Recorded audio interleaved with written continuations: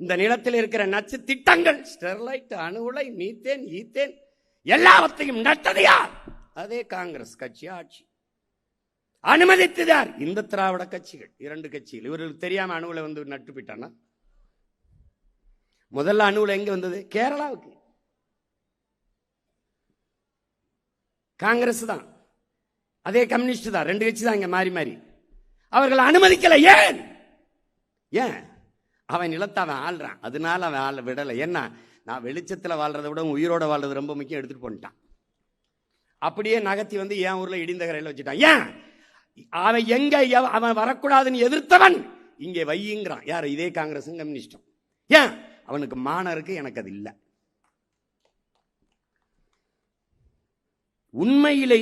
உண்மையிலேயே மான ரோசம், சூடு சொரணை, சோத்துல உப்பு போட்டு சாப்பிட்றோம், நல்ல ரத்தம் ஓடுது, மான தமிழச்சி மாறின நம்ம எல்லாம் பால் குடிச்சிருக்கோம்னா ஒரு சொட்டு தண்ணீர் தர முடியாது என்று சொன்ன காங்கிரஸ் ஒரு சீட்டு உனக்கு கிடையாதுறான்னு தோக்கடிக்கணும்.